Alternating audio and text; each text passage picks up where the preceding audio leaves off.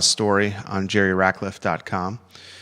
Baseball is got a leader, it's got a skipper, and I'm going to ask Hootie Ratcliffe how he grades that hire on today's edition of the Jerry and Jerry Show. An important hire for Carla Williams, a hire directly attributed to her. We'll talk about that. We'll talk about the summer months, what the University of Virginia has to do to build and breed fan engagement, especially football fan engagement. That's a topic a lot of folks are wondering about on the program and across the UVA fan base.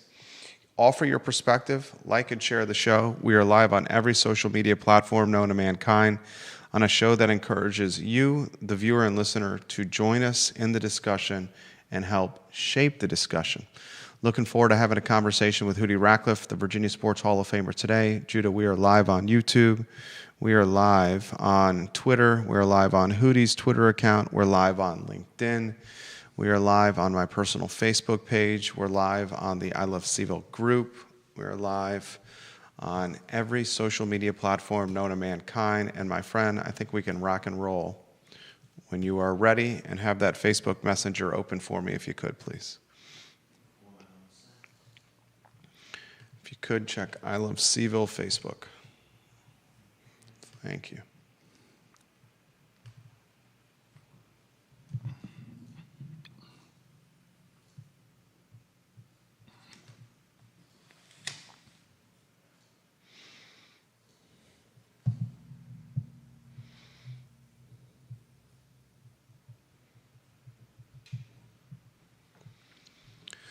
Good Tuesday morning, guys. My name is Jerry Miller, and thank you kindly for joining us on the Jerry and Jerry Show. It's an absolute pleasure to connect with you guys on the I Love CVille Network on a program that spotlights the Virginia Sports Hall of Famer, Jerry Hootie Ratcliffe, a household commodity amongst the University of Virginia fan base. Today's program, we talk baseball. We have clarity with who the replacement, the heir apparent, who the next skipper is for Virginia baseball.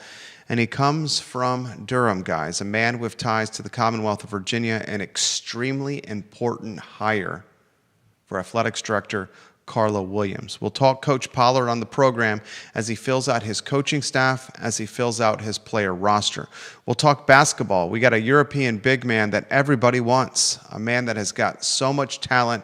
He's got NBA scouts drooling, a man with so much talent. He has Ryan Odom and his coaching staff drooling. Where is Mr. DeRitter, and will he come to Charlottesville to play basketball for the University of Virginia? And of course, we're going to talk football. We are mere months away from opening kickoff, a football team that is in the crossfire, a fan base that may be reeling with apathy.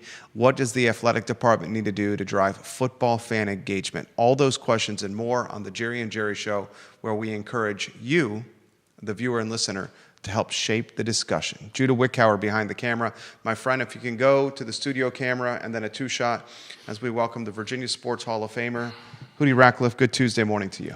Good Tuesday morning to you as well. It's been an interesting week for sure. I think this time last week we were talking about the baseball coach, and you called it. I think, I think it was a no-brainer, but I think they must have been, I'm not even sure the ink was dry on the contract while we were talking about it. And it was announced shortly after the show was over that they had gotten Chris Pollard to succeed Brian O'Connor. Why don't we start with scattershooting with Jerry Hootie Ratcliffe? You got baseball, you got basketball, you got football. These summer months where things slow down, but goodness gracious, not for the University of Virginia. No, things haven't slowed down so far in terms of baseball. Well, even in recruiting, there's still a lot of activity going on with football and basketball for sure. I think Tony Elliott got his 8th commitment for the 2026 class yesterday, and basketball, we'll talk about DeRitter in a little while, but baseball is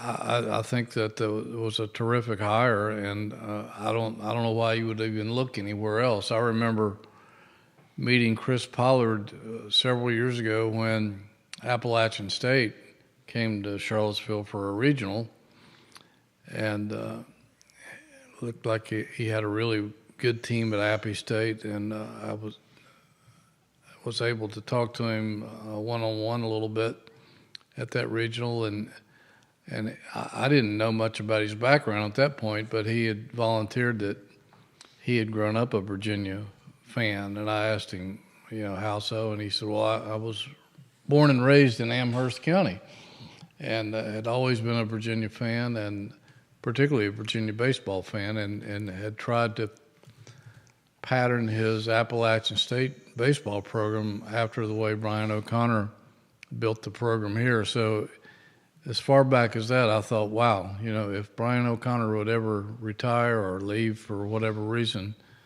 this guy seemed to be a natural fit to take his place. And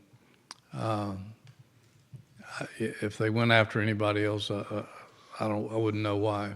How close was the Wake Forest head coach to getting the job? From what I heard, not that close, really. That it was mostly Pollard all the way, and that they were determined to get him. I guess that was the big question, is whether they could convince him to come to Charlottesville. He built an outstanding program at Duke from practically scratch. Baseball at Duke wasn't very good when he got there, and he built them into a perennial NCAA contender. And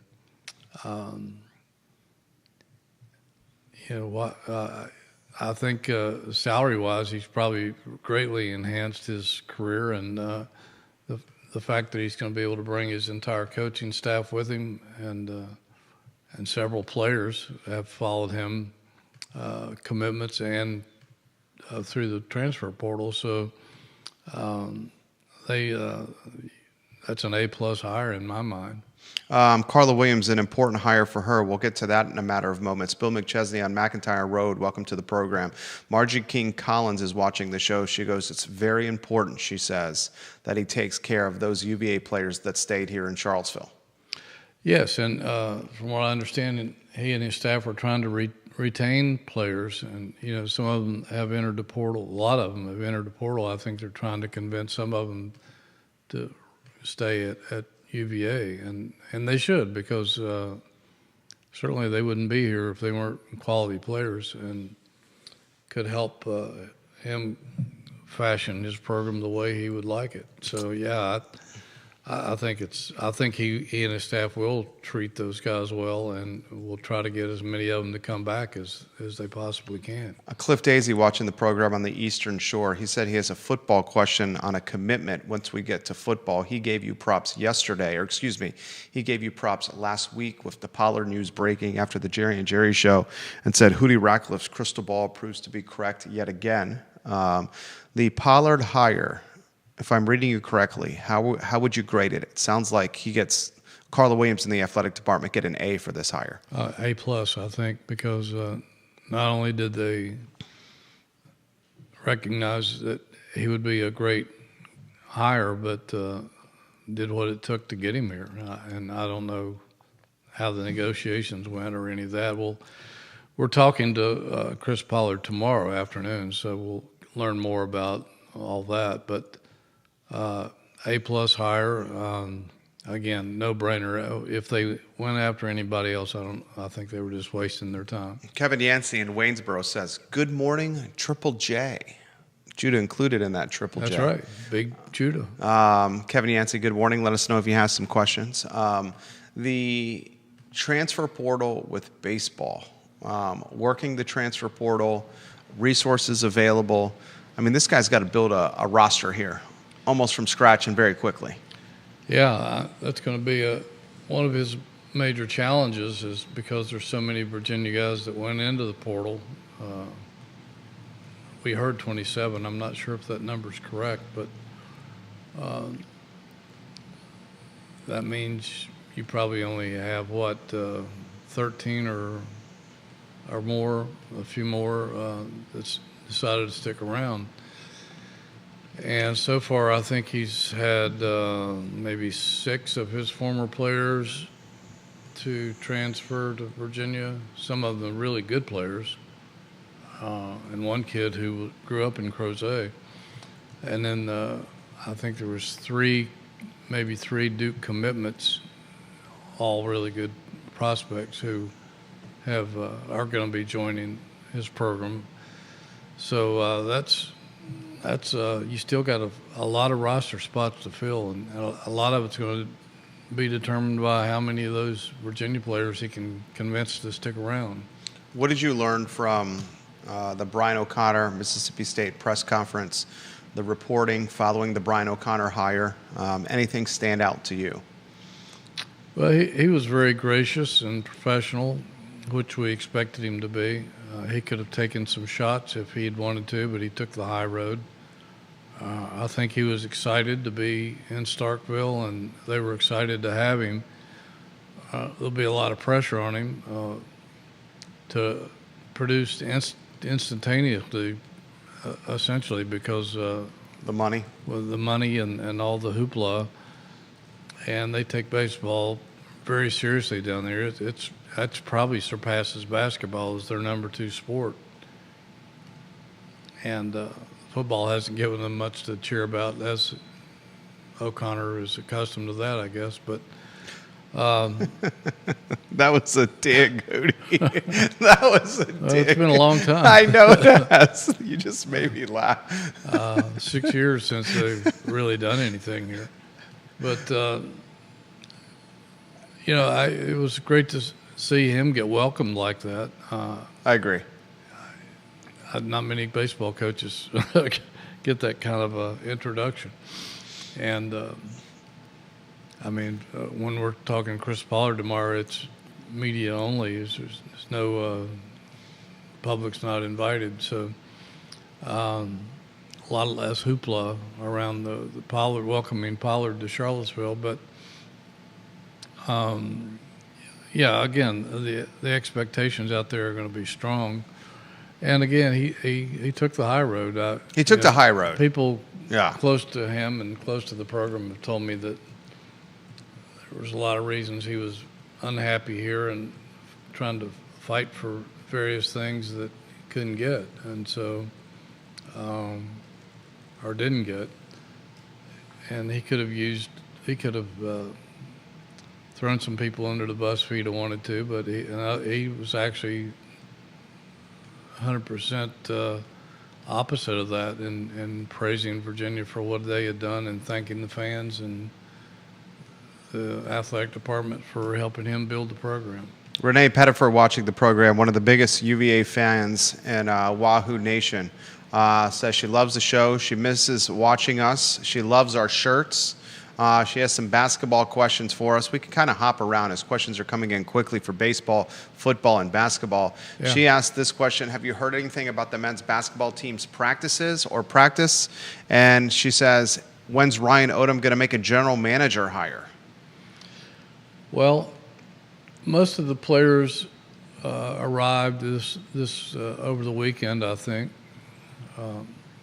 and they will enroll in summer school and to get some hours in the summer to take, so they're going to have to be taking so many hours during the season. But I imagine practices, at least on the pickup game level, will probably start if they haven't already started. But I imagine this week, and they'll start to build some chemistry. I don't know how much organized practice they can have at this point. I know the coaches are allowed some time with the players. I don't know if it's for one-on-one individual instruction or if they can have a certain amount of hours of contact with the players in terms of a practice. But what was the rest of her question? General manager, I think a question we all want to know. Well, a few weeks ago we reported it.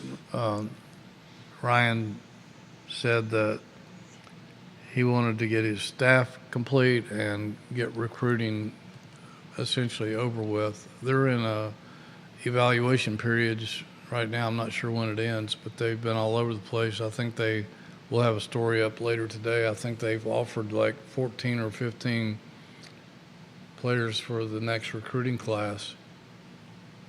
And I imagine he'll want to get that out of the way. His staff is complete.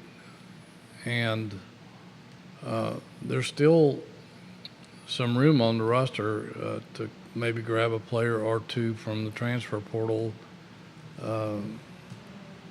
over the summer. So I imagine he'll want to get all that stuff pretty much settled. They probably have a short list of GMs if they're not already talking to them, and so I expect that hire will probably come later this month or sometime next month would be my guess. Questions continue to come in. Kevin Yancey in Waynesboro says, with the three major sports struggling, are they going to reduce tickets drastically for all of us to drive fan engagement? I don't see that happening. I don't think that's going to happen. Probably should, particularly in football. If I had to, I'd give them away in football to put fannies in the seats and try to build some kind of a home field advantage. I just don't understand why, with so many empty seats, you wouldn't just go to like the Boys and Girls Club or like some kind of kids organization and just say, we'll give them to you. We'll sell them to you for $1. Anything to get people in the seats. Yeah, I would do whatever it takes to get people in the seats in football. And they may argue, well, that's not fair to the people that are buying the season tickets, but you got to do something to generate some excitement. And with that program right now, it's surrounded by apathy. And I can't imagine there's going to be a huge crowd there for the opening game against Coastal Carolina unless they do something different that they haven't done in the past. But I don't see them reducing ticket prices in general for basketball or baseball. In football, they might come up with some kind of deals, but if they haven't announced anything like that. We are about 2 months and change away, folks, from Coastal Carolina in Scott Stadium, the 30th of August, a 6 p.m. kickoff. Comments continue to roll in here. The basketball news with DeRitter is all over the feed. Yeah. There's a guy out there. His name is Nick. I saw that. Kalinowski, who's an NBA draft and NCAA hoops analyst, and he posted yesterday that he has learned from an inside source that DeRitter has withdrawn from the NBA draft process as part of his ongoing approval dialogue with the NCAA, and it looks increasingly likely that he will end up heading to Virginia. So if that is the case, that's huge news for Virginia, because he's having a guy like that to join the big German that they have and the other players on the roster, particularly in the front court. That gives Virginia an experienced, talented front court, and it's kind of you got two potential second-round NBA draft choices in your front court. I mean, that's the kind of stuff that can take you quickly into the winner's circle and possibly deep in the NCAA tournament if everything comes together as planned. If you were a betting man, would you say DeRitter plays basketball in Charlottesville? Wow. From the sound of this report, I would, yeah. But the visas are being impacted with, not just sports, everywhere. Right. I mean, yeah, if this report is accurate, and this guy, Kalinowski, seems to have a really good source who has corrected some other reports out there that were false. So he must know somebody really close to DeRitter. But it sounds like it's strongly in favor of Virginia getting him, and that's again, that would be huge for this program. Michael Murphy watching the program, and the comments continue to fly in here. He says, first, keep up the great work, fellas. He loves the show. He also says he's been listening to some of the Mississippi State news and content since the Brian O'Connor hiring, and some of the folks down in Mississippi State are absolutely questioning why Brian O'Connor would leave that job for Mississippi State with the pressure that's down there in Starkville. Well, we also had similar questions here. Yeah, most coaches thrive on pressure. They like challenges. Most coaches are nomadic too, guys. Yeah, I mean, it's rare for a coach to stay at one place for his entire career. Usually, it's not by the coach's choice. Right. It's not normal for you to be able to call your own shots, particularly if you've been in the business as a head coach for 22 years or so. I think there were some underlying factors here that you can never quite prove because nobody wants to come out and say it on the record. But we've heard whispers and things from various people surrounding the program that he was not happy with the way some things were going here and didn't think it was going to change, or if it was going to change too late. I think Mississippi State recognized that and knew that all he needed was a nudge. And some money. And $2.9 million is a pretty nice nudge in my book. So they have an incredible fan base. They've set all the NCAA baseball attendance records. They have a passionate fan base. They have an incredible stadium that seats, I think, well over 10,000.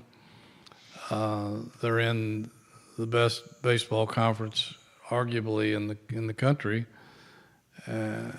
where baseball means a lot. Down in the SEC country, it's for a long time baseball was bigger than basketball. That's changed over the last few years, but I think coaches like challenges. I think maybe he needed. Once he started thinking about it, I think he kind of refreshed him and I agree.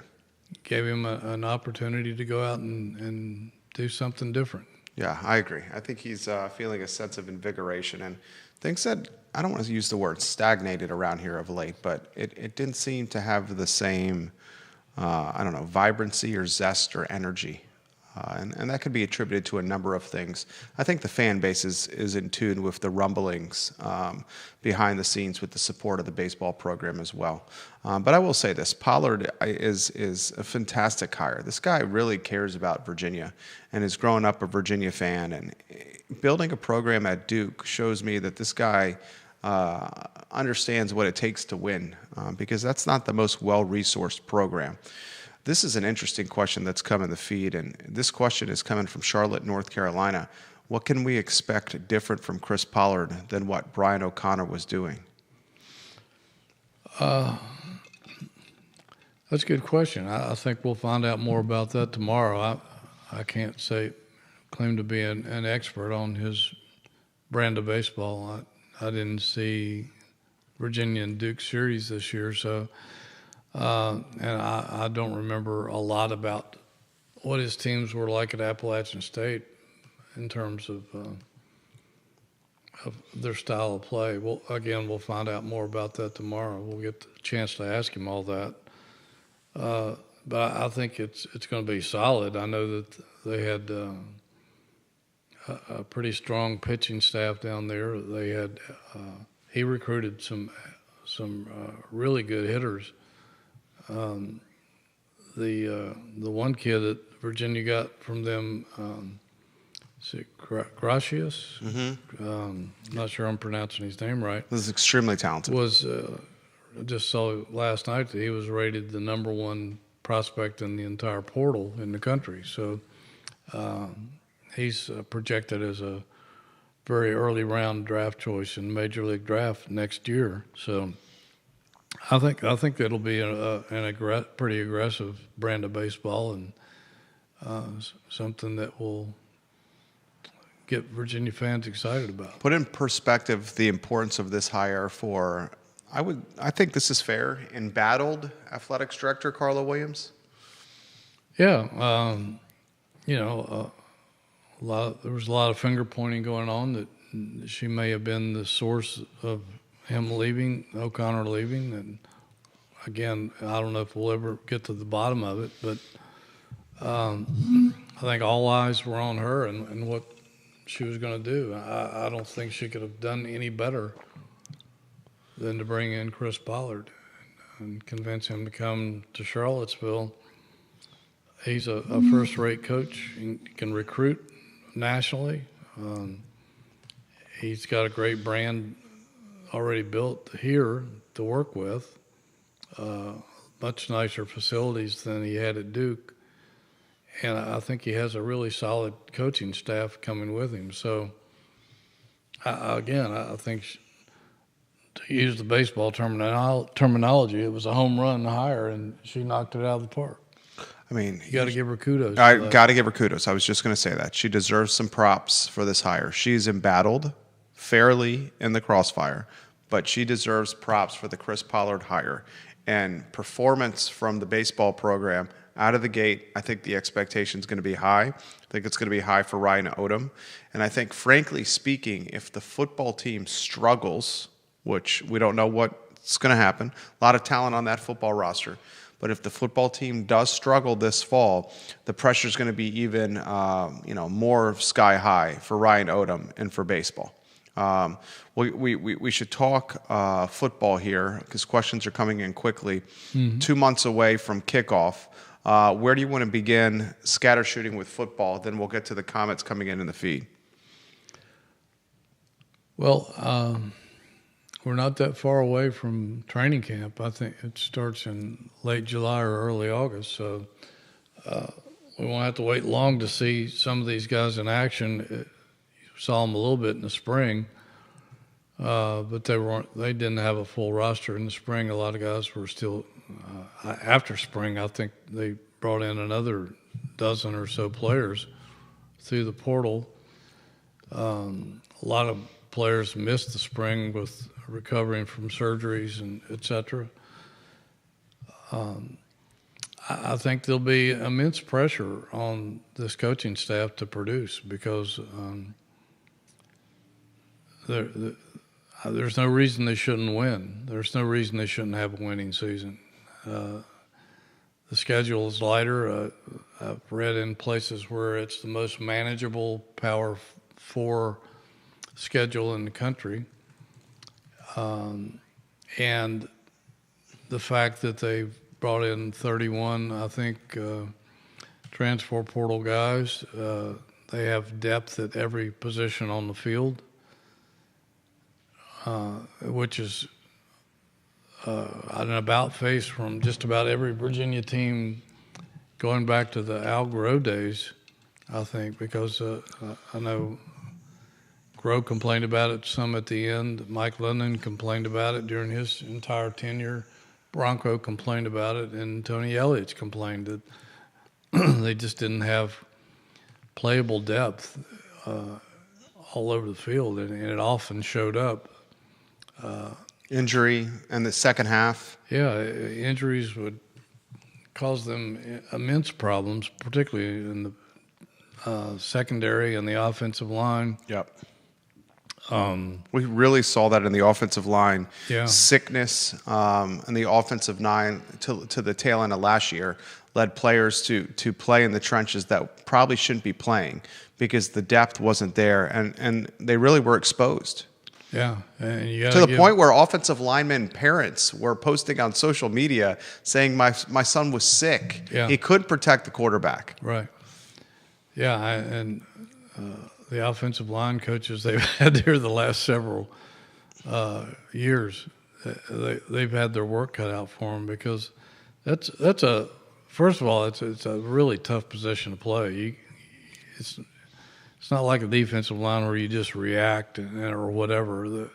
Offensive line guys are some of the smartest guys on the football team. They usually are. And back when we used to have open locker rooms, I would always seek out offensive linemen to find out what really happened because those guys, like you said, were intelligent. They have to be because their jobs are so complicated. Knowing how to recognize blitzes when they're coming, who they're supposed to block, whatever style blocking that they're doing. They have to think and react really quickly, and they have to work cohesively because of one of those 5 guys breaks down, the whole offensive line can collapse. So, you know, again, they shouldn't have that problem this year, and that could be huge if this offensive line has depth and is as good as advertised. Comments continue to come in. Kevin Yancey wants some of the juice over there. Give us some of the details of what was going on behind the scenes, Hootie, that led to the fallout with Coach O'Connor. Well, we've heard various things. Some people, it depends on who you want to believe. We've heard that he had issues about the lighting at Disharoon Park. We've heard midweek scheduling where they was limited to the travel. That maybe the scholarships and under the new rule wasn't going to be funded properly. I know, again, one side of the equation argues that was not a problem. Another side of the equation says, well, it was until you came up too late with the money to fund those scholarships. It just depends on who you want to believe. That O'Connor was upset about things as minute as not broadcasting all their games on radio, and that he had made that request, and the radio station never heard anything from the athletic department requesting that. Lots of little things that tend to irritate coaches, and when they're trying to run a complete national program. And again, we don't know how much of that stuff is innuendo and how much of it is factual. You hear things, and then you hear counter things to that. So again, I don't know that we'll ever get to the bottom of the story. Maybe years from now, when somebody feels like they can talk freely, but right now you have to go off what you hear on the grapevine, and sometimes that's not always accurate. This is an interesting question. This one's coming from Tennessee. Can either of you guys convince me that the Mississippi State job is better than the UVA job? Well, yeah, I think we can. I think the evidence is there in the numbers. They have one of the premier stadiums in college baseball. They seat over 10,000 people. They have, I think, of the 10 highest crowds in college baseball for home games. Mississippi State owns all of those records. They're paying him $2.9 million, which is the second highest salary in college baseball, behind only the Tennessee guy. Apparently they are going all out with the NIL and other money to support the program. They know they have to step it up to compete with the better programs in the SEC. They've been one of the better programs. They've slacked off a little bit in the last couple of years, although they did make the NCAA tournament this year under an interim coach. You got the full support of the president and the AD, which is usually very important to coaches in any sport. And I don't know what else you could ask for, really. I mean, to me, that makes it a better job. How do you feel about that? I think you hit it right there. I think with all those comes enhanced pressure.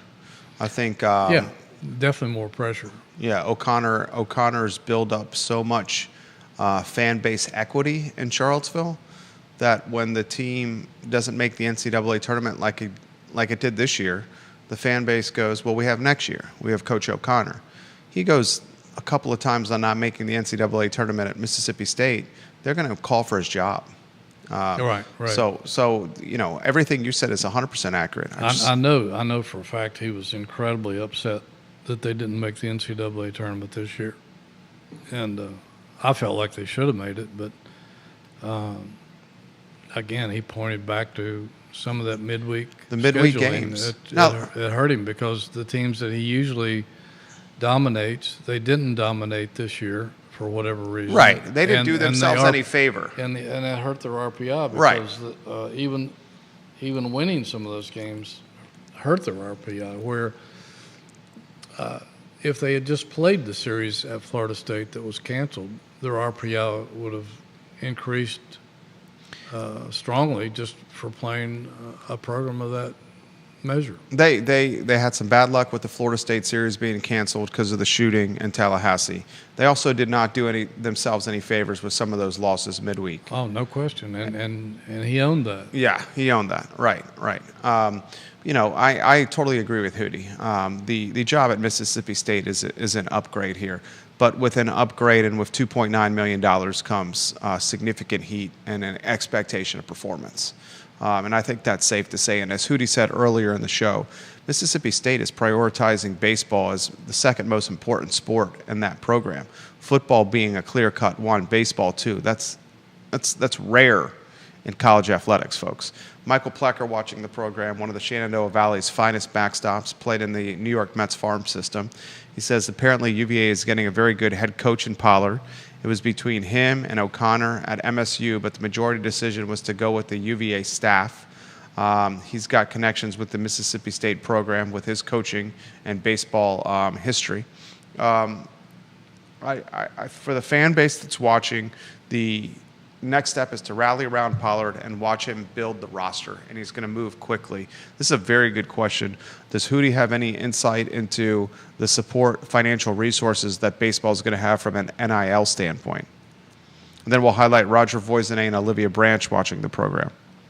I don't think they've spoken about that yet. The House settlement has come out. I think the majority of the money, from what we heard, of the, what is it, $21 million? 20.5.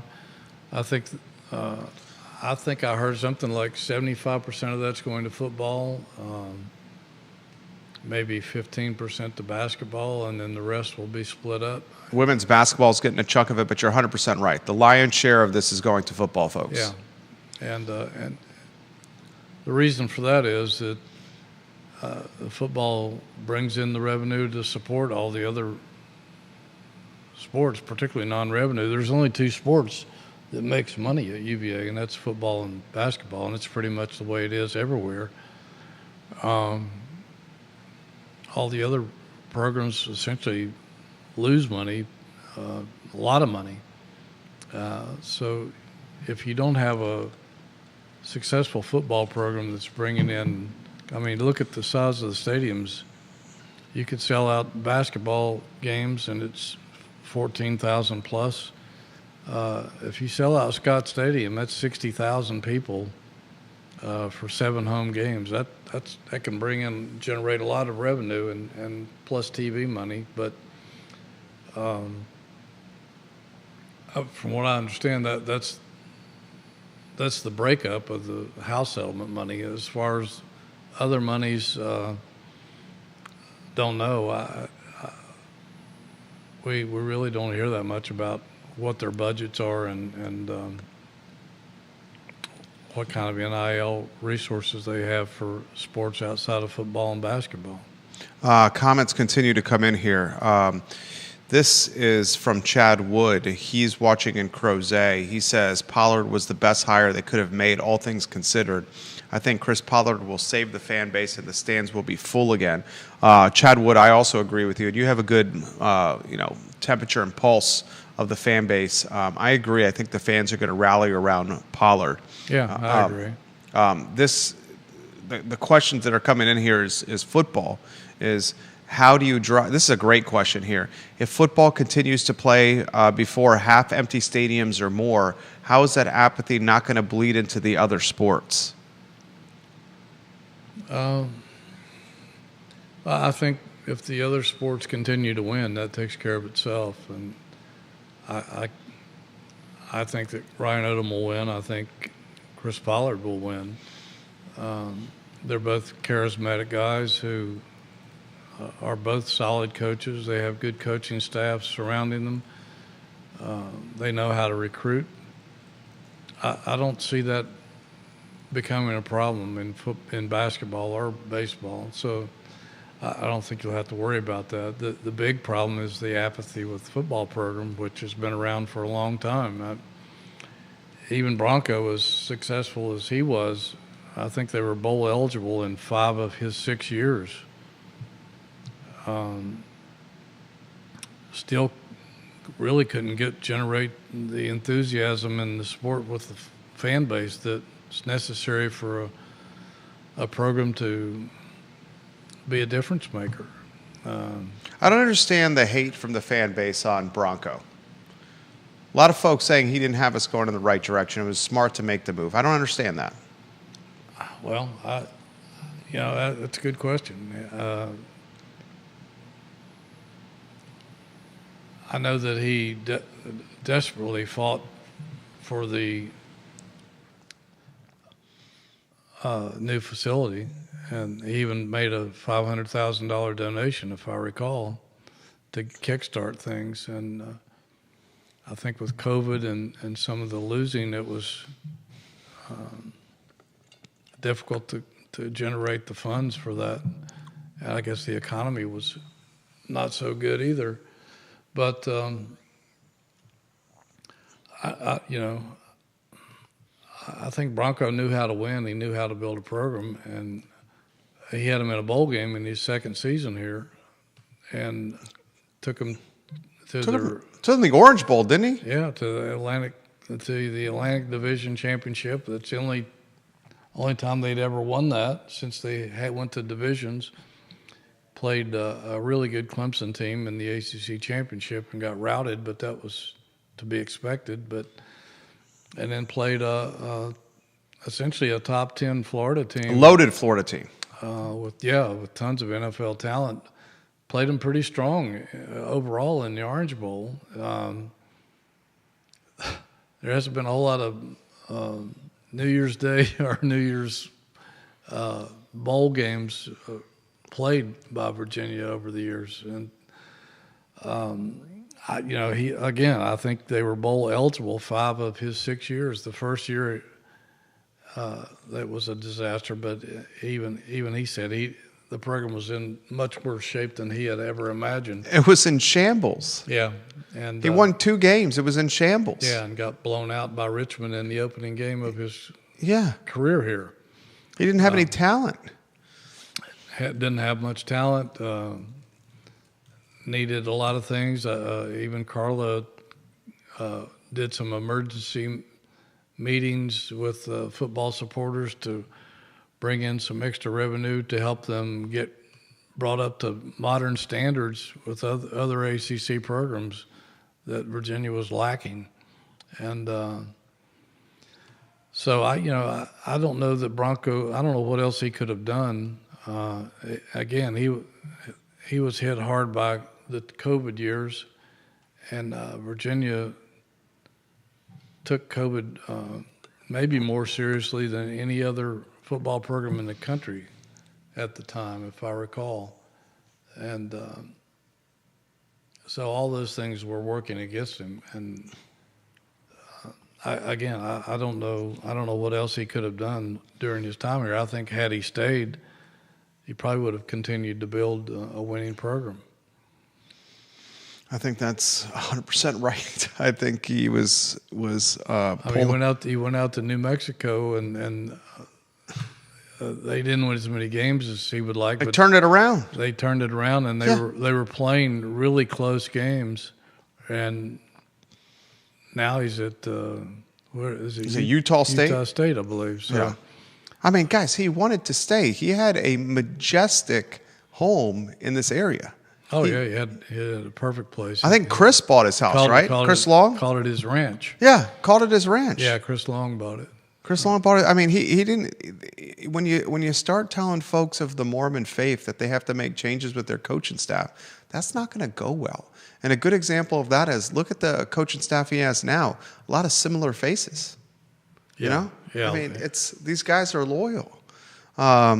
This is an interesting question, and this is only going to heat up, Hootie.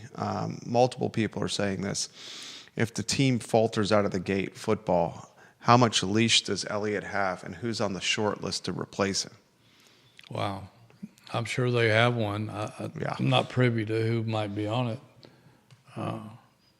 It probably depends on how much they want to spend and what kind of coach they would like to bring in if that does occur.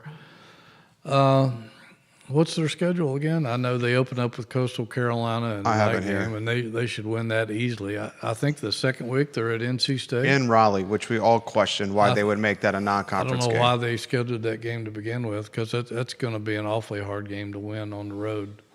William and Mary, the third They game. should win that one, even Yeah. though William and Mary's a good program. William and Mary always plays UVA tough. Charlottesville, Stanford and Charlottesville should win that one. Should. Yeah. Florida State, Charlottesville. Don't know what to expect out of Florida State. I think they're going to rebound. They were probably the most disappointing program in the nation last year. But Yeah. you got them here, and you at least have a chance to win that game, which Yeah. in most years past, that wouldn't be the case. But if they struggle out of the gate with that schedule, then, yeah, I think he's probably in trouble. Louisville, in Louisville, first week of That's October. going to be a tough one. Hugely tough. Washington State for homecoming. Obviously, they saw something there that they must feel like that they can win, or I don't think they would have scheduled that game. For homecoming, right. Yeah. North Carolina, Chapel Hill, South's oldest rivalry. Bill Belichick. Yeah. Well, is it Coach Belichick or is it his girlfriend this time? Does he catch fair heat or unfair heat? A little bit of both? I mean, the man is in his early 70s dating a 20-year-old supermodel. Can we give the man some props over there? I think a lot of guys out there would probably trade places with Right? him. But I mean, that's never an easy game for Virginia. No, never an easy. They're usually some of the most exciting games that Virginia plays every year is against Carolina. But to beat those guys in Chapel Hill is going to be a challenge. Cal and Berkeley, Wake Forest, Family Weekend, Charlottesville, Duke and Durham, and of course Virginia Tech and Charlottesville. This is a schedule that is extremely manageable. It is. Again, some of the people who rate those sort of things said it's the most manageable Power 4 schedule in the country. Yeah. Those Wake and Duke games are going to be very important, I think. And then if you've got some momentum going into the final weekend against Tech, if you're ever going to beat Tech again, this should be the year to do it. But there's there's 3 or 4 toss-up games in there that's going to determine their fate as to whether they have a winning season, losing season, a break-even season. I mean, one of the biggest or games, an outstanding season. One of the biggest games of the season might be NC State in week 2. That one is huge. If they could pull off a win in Raleigh, which is, again, it's going to be a real challenge. If they can win that one, they should be really hot out of the gate. If they lose and stumble down there, then they're leaving the door open for a lot of questions. Yeah, they beat NC State and Raleigh in week 2. You could start the season 4-0 going into a night game against the Seminoles at Scott Stadium. Yeah, and that would make that a big time matchup. Yeah, giant. Yeah, that would make that a big time matchup that would probably garner. I mean, goodness gracious, the game is scheduled for ESPN at 7:00. Yeah. I mean, you're talking about 4-0 going into a Florida State game at Scott Stadium with national television and a 5-0 start on the line. I mean, that's monumental. That NC State game in week 2, guys, is huge. McChesney says if the schedule goes well for Elliott, but he loses to Virginia Tech, does that mean bye-bye for Elliott? I don't think so. If he does well with the rest of the schedule and gets them into a bowl game, maybe wins 7 games, I think even though the fan base would be extremely disappointed, it's hard to expect wins over Virginia Tech. If you look at the history of the series, I think that would leave a bad taste in people's mouths. But if they're in a bowl game, even if it's a minor bowl, which probably would be, I think that's what people are looking for out of this season is just to not have a losing season and to get to a bowl game. Again, a lot of people are not going to be satisfied with that. But it shows signs of progress, shows signs that he has things pointed in the right direction, and maybe not getting there as fast as some people would like him to get. But I think that would. I don't think he would be fired under those circumstances by any chance. Jeremy Wilson watching in Cookeville, Tennessee. He says this program has never recovered from the Mike London era. Tim Bates watching the program in Evington, Virginia. Personally, I would like to have Coach Bronco Mendenhall back at the helm. Coach Tony Elliott seems to be in over his head and arms, and getting tired. We're getting tired of treading water. Chad Wood gives props to Bronco and says Bronco took us to another level. We would love 7 and 8 win seasons and a trip to the ACC championship right now. Wood also adds, UVA football doesn't typically fire in season. Will this be the year with all this investment? One of the easiest schedules in the country. If Elliott does not do it now, or if UVA does not do it now, then this football team never will. The in-season hire, can you remember a time? We actually talked about this. Yeah, the only time an in-season fire has happened was women's volleyball. And that was because of a lot of how do we characterize this? Off the court trouble? Right. With players and coaches? Yeah. Yeah. Leaving at that? Yeah. I mean, I don't know. I'm pretty sure I know what happened, Yeah. but you can't prove it, so Right. I don't want to end up in the court. Right. Right. But it's never happened to a football coach that I can think of. I know Sonny Randall was fired, but it was after the last game of the season. I don't know much about. Even though I did doing the history of Virginia football and looking up most of the coaches' records and doing some research on all those guys, I don't think any coach was ever fired till the season was over, and I don't think that would happen this year either. Yeah, I mean, even if it gets off to a bad start. I don't think that would happen either, because if he was fired, then they'd have to make one of the guys on his staff an interim coach. And who are they going to do for that? Interim head coach. I don't think that would satisfy the fan base either. So, no. We're just going to take it on the chin. Yeah, and that's just not the Virginia way. They just don't fire people until their contract is, or at least the season is up. Their contract might not be up, but the season usually has to be complete before they would pull the trigger on somebody. Tim Bates corrects me. He says he's watching in Lynchburg right now instead of Evington, Virginia. Appreciate you watching the program. Tim Bates, goodness gracious, the comments are coming in quickly with football. Fans are frustrated. And I understand the frustration, folks. I understand the frustration. I'm frustrated.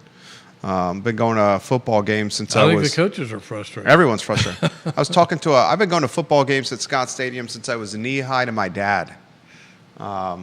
So, goodness gracious, 30-some years, almost 40 years. I was talking to a hotelier who watches the program.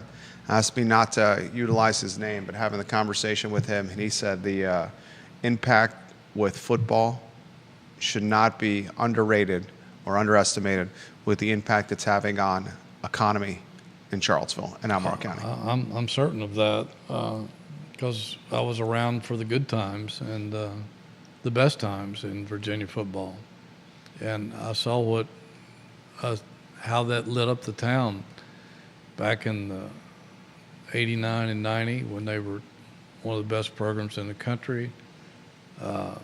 95, 98, some of those teams generated so much enthusiasm. I remember in the 1990 season when they slowly rose in the polls week by week.